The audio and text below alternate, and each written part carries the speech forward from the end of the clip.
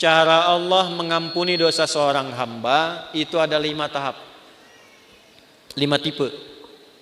Berapa tipe? 5. Sudah. 1, dengan memaafkan kesalahan itu. Sifat Allah yang memaafkan kesalahan hamba disebut al-afwu. Ya. Misal subuh tadi jam berapa? Kumaha ieu teh? 4:35. Terus ada orang yang sholat subuhnya jam 5:34. Waktu subuh 4:35, sholat subuh 5:3.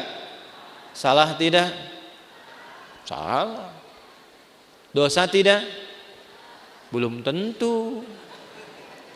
Kalau memang bangunnya kesiangan. Tuh. Dan memang tidak niat bangun kesiangan.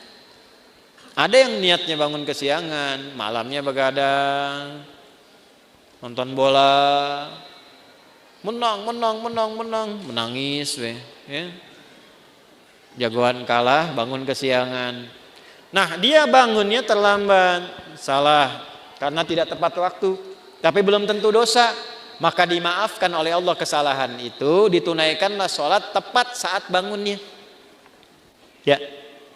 Jadi kalau Anda terlalu lelah dengan beban kehidupan, kemudian tertidur cukup dalam, ya, lalu bangun tiba-tiba jam 8, walaupun keterlaluan sebetulnya. Bangun, ingat sholat. Nah, sholatlah saat bangunnya. Jadi jam subuh Anda itu pindah saat bangunnya. Ingat ya, waktu sholat orang yang ketiduran adalah saat bangunnya. Saya pernah punya pengalaman di Libya. Lagi ngisi ceramah menjelang buka. 5 menit lagi tinggal buka. Tiba-tiba jemaah angkat tangan dalam sesi pertanyaan. Ustadz, apa hukumnya orang yang puasa tapi tertinggal sholat? Saya tanya balik. Contohnya gimana Pak? Tadi saya subuh bangun kesiangan. Saya menilai bahwa sholat subuh saya sudah lewat. Jadi karena menyimpulkan sudah lewat waktu subuhnya, kehilangan waktu sholat. Dia tetap puasa tapi nggak sholat subuh. Duhur sholat, asar sholat, maghrib belum karena nunggu buka. Maka bagaimana statusnya, status puasanya? Maka saya jawab, Pak, sekarang ambil wudhu, sholat subuh sekarang. Ya, betul, qadanya saat itu, saat waktu ingatnya di situ sholatnya. Jelas? Nah, itu salah tapi belum tentu mengandung dosa karena ketidaktahuan. Karena lupa jadi salah. Kan lupa itu suka menyebabkan orang tidak ingat kan? Nah, ketika orang tidak ingat berpotensi salah. Kan sering saya bilang, orang kalau korupsi itu bukan tidak sadar kalau korupsi itu salah. Cuman saat korupsi tidak ingat kalau korupsi itu salah. Itu, Bu. Hah? Ini kalau tertukar sendal pulang dari sini, ada ngambil sendal punya orang lain, bukan tidak tahu itu teh punya orang. Cuman tidak ingat saat dipakai itu punya orang. Nah, lupa itu nasya, salah itu akhta'a. Saya lupa nasitu, saya salah akhta'tu. Kita lupa nasina, kita salah akhta'na. Rabbana la tu'akhidna in nasina au. Nah, itu. Ya Allah, kalau kami lupa dan dengan lupa itu salah, mohon jangan hukum. Kata Allah, saya maha pemaaf, saya maafkan kalau kamu memang sadar itu salah. Karena itu jawaban pertamanya wa'fu anna.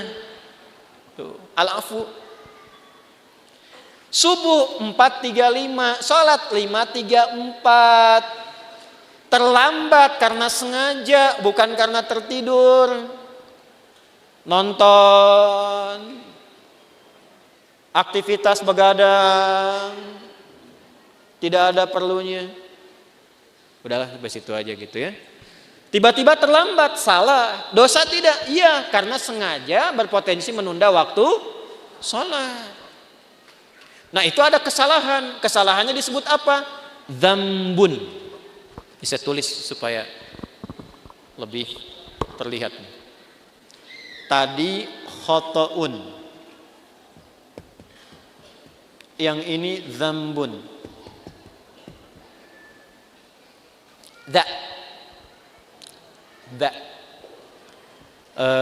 Kapan-kapan nanti saya mungkin rilis video pengajaran untuk spelling huruf hijaiyah tuh di 17 tempat. Itu diantara manfaatnya, itu bisa mengeluarkan semua potensi suara dalam tubuh. Bukan hanya untuk baca Al-Quran. Jadi kalau kita bisa mengeksplorasi itu belajar bahasa apapun bisa cepat untuk kita kuasai. Karena semua sumber suara keluar. Misal yang dari sini a, h itu di sini. Ketika ke sini h, ketika ke sini kho, kan? Sampai dha itu dha di sini, dha. Sampai ketemu ba, gampang, matiin aja hurufnya. Ab, at. Nah, itu sumber suaranya. As, az, ab. Ya, harakatnya cuma 3. Namanya ayu. Kalau enggak a, i atau u. Ab. Kasihkan a, ba, kan? Ciluk. Nah, kan? Kebawahin bi, dibesarin u. Nah, ini pakai dha, dzambun. Dzambun itu, maaf, salah yang mengandung unsur dosa. Sengaja menunda sholat, terlambat, dzambun. Allah tidak ingin hambanya pulang ke akhirat bawa dosa. Maka diturunkanlah sifat yang kedua, namanya ghafir. Apa namanya? Ghafir. Ada surah ke-40, surah Ghafir. Lihat ayat ketiga. Ghafiri dzambi. Ghafir dipasangkan dengan dzambun. Ghafiri dzambi wa qabilit taubi. Ini ghafir. Ini al-afu. Sudah terlambat, ngajak orang lain terlambat. Yuk nonton dulu, udah sholat nomor 2, nonton nomor 1. Maka berubah namanya dari dzambun jadi dzunubun. Jamak. Dzambun, dzunubun.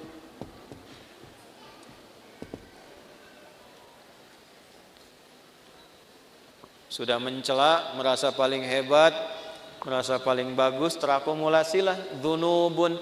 Maka muncul sifat Allah yang ketiga untuk berpotensi menggugurkan itu.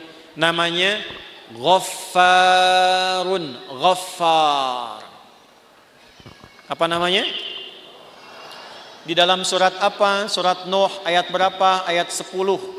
Faqultu astaghfiru rabbakum innahu kana ghaffara. Kenapa menggunakan ghafara tidak ghafira? Karena umatnya Nabi Nuh sudah terakumulasi kesalahannya. Sudah mengancam Nabi Nuh, sudah nuduh Nabi Nuh, menjelek-jelekan Nabi Nuh, ngusir Nabi Nuh, menantang azab. Maka diturunkanlah kalimatnya bukan ghafir tapi ghafar. Sudah terlambat sholatnya, ngajak orang lain gak ke masjid, mencela orang yang ke masjid. Ayo atuh orang nonton heula, sholat dah sholat nomor 2 tuh. Isin aku itu kamar masjid, ada eta mah soleh wungkul. Paham? Ya. Maka yang keempat ini ditambah ada zalimnya. Namanya dzunubun ma'adzulmi. Dzunubun ma'adzulmi. Dzunub dan zalim. Apa dalilnya? Contoh Quran surah 2 Al-Baqarah ayat berapa? Ayat 114 misalnya. Wa man azlamu zalim. Wa man azlamu mimman mana'a masajidallahi ay yuzkara fiha ismuhu wa sa'a fi kharabiha. Paham? Tidak. Siapakah kata Allah? Nih nanya sama kita. Pertanyaan ini enggak usah dijawab karena Allah sudah Maha tahu. Namanya pertanyaan retorik. Pertanyaan retorik itu pertanyaan yang diajukan untuk menggugah kita supaya mikir, bukan supaya jawab. Seperti khatib Jumat nanya kepada jamaah. Sudah menerangkan, dia tanya, apakah jamaah semua masih merasa beriman? Jangan dijawab, masih. Nah, ini masalah. Saya pernah khutbah Jumat tuh, satu daerah di desa, ya kan? Bukankah Bapak ini semuanya beriman kepada Allah? Betul. Itu pertanyaan retorik. Allah nanya kepada kita, gak usah dijawab, supaya kita mikir. Maksudnya begini, kalian ini kenapa sih sudah berbuat banyak dosa masih zalim juga? Di antara perbuatan zalim dan banyak dosa, satu, ada yang sifatnya tentang ibadah di masjid. Orang yang mencegah orang ke masjid, sengaja menjatuhkan orang supaya keluar dari masjid, memfitnah ulama supaya tidak ada di masjid. Itu namanya dosa akumulatif plus perbuatan zalim. Syirik, inna syirka la zulmun azim. Syirik masuk kategori ini nih. Syirik itu zalim. Ya. Hati-hati ya, yang kecil yang besar sama saja. 7 dosa besar nomor satunya syirik. Baik langsung atau menggunakan perantara. Langsung mengatakan semua agama sama, menuju pada Tuhan yang sama, cuma caranya beda-beda. Itu syirik lisan. Silakan, saya kalau masalah akidah tegas saya. Menggunakan perantara, pakai dukun. Saya langsung saja nih, saya nggak perlu minta maaf. Ya, pakai dukun, menggunakan jasa dukun. Menerawang air tuh, kira-kira malaikat ngatur apa enggak nih? Gimana supaya enggak hujan? Bawa panci, bawa apa, tokotok segala rupa itu. Kita itu umat yang sudah diatur dengan syariat, doanya ada. Mau kita minta hujan berhenti, mau dipindahin, mau hujan sudah ada. Lengkap, sanadnya sahih. Minta hujan bahkan ada sholatnya istisqa. Mindahin hujan ada, dalilnya di hadis Muslim ada, caranya ada. Semua sudah diatur. Bahkan secara teknologi bisa dilakukan juga, ada rekayasanya juga ada. Nah, ketika menggunakan jasa lah gitu, ya, yang tidak diridhai dan ada dosanya, nah ini zalim perbuatannya. Tapi Allah tidak menginginkan dosa itu terbawa sampai meninggal. Itulah rahmannya Allah. Jadi Anda bayangkan Pak, Ibu, Allah saja pada orang yang syirik masih memberikan waktu sampai meninggal supaya tobat dengan rahmatnya. Masa anak Anda yang berbuat sesuatu yang mungkin Anda merasa melecehkan orang tua, Anda memvonis dengan durhaka dan dia mau memperbaiki itu, Anda tidak terima. Allah masih terima. Anda bukan Tuhan, sudah tidak mengakui sebagai anak. Di mana rahmatnya? Nah ini ya. Coba nanti di ujungnya indah sekali. Maka yang keempat namanya Ghafurun. Apa namanya? Ghafur. Ghafur. Pak Ghafur, nggak boleh cepat marah tuh. Tapi yang kelima, syirik iya, Allah, mencuri iya, menjatuhkan iya, minum juga iya, zina pernah. Dan hebatnya begini, kalau dengar orang berbuat tindakan kriminal maksiat, dia belum mengerjakan, rasanya dia merasa belum komplit. Mana naon we? Iya. Si itu mah pernah begitu. Oh, benar gitu. Orang oge arek lah. Nah, itu berubah yang kelima. Namanya israf. Apa namanya? Israf itu sudah berlebihan. Ada orang berlebihan dalam dosa, semua pengen dicoba. Masih mungkin diampuni enggak? Halo? Allah dengan sifat rahmannya masih menurunkan ampunan pada yang demikian kalau dia mau tobat. Inilah yang kelima puncaknya. Ketika Allah ingin mengampuni dengan sifat kelima ini, tidak digunakan al-afu, tidak digunakan turunan dari kata ghafara, baik ghafir, ghaffar ataupun ghafur, tapi yang kelima langsung disebutkan rahmatnya. Rahmat. Dengan sifat rahmannya Langsung disebutkan kata rahmatnya, rahmat. Dosanya israf. Bahkan rahmatnya dilekatkan dengan sifat Allah pemiliknya. Ya, pakaian nisbah. Rahmat itu punyaku. Maka dengan rahmat yang aku punya, semua rahmatku aku punya nih, aku tawarkan kepadamu ampunan supaya engkau tobat dari dosa yang kau kerjakan itu. Nih, ada yang pernah mabuk, pernah bunuh, pernah zina, pernah merampok, pengen tobat, pengen balik. Kata Allah jawabnya bagaimana? Hei, aku tawarkan kepadamu semua rahmat yang aku punya untuk mengampuni dosamu kalau engkau benar mau tobat. Kurang apa coba? Jadi kalau dengan tawaran itu masih ada yang belum tobat, keterlaluan itu. Dengan cara apa lagi Allah mesti ampuni? Di mana dalilnya? Quran surah ke-39. Di ayat berapa? 53. Bagaimana bunyinya? Qul ya ibadiyalladzina asrafu ala anfusihim la taqnatu mir rahmatillah. Sandarkan pada Allah. Wasi'at rahmati kulla syai'. Rahmat ketemu yang mutakallim. Rahmatku mencakup semuanya. Ya di situ apa? Allah. Jangan putus asa dari rahmat Allah. Kenapa tidak langsung menggunakan rahmati? Karena kalau banyak dosa, biasanya nggak kenal Allah, walaupun mengaku Muslim. Itu. Maka nama Allahnya dikenalkan lagi, supaya kenal lagi. Ya. Contoh nih, ada orang sudah terakumulasi dosanya, profesional lah di bidang dosa. Mabuk, nipu, ngerampok segala rupa kan? Terus Anda ingatkan, ya itulah orang bertakwa kepada Allah. Nah, pasti jawabnya gini, atau mau Allah lah gitu. Jangan bawa-bawa Tuhan gitu ya. Nah, karena belum kenal Tuhan, dikenalkan lagi la taqnatu mir rahmatillah. Dan hebatnya masih diaku hamba, Pak.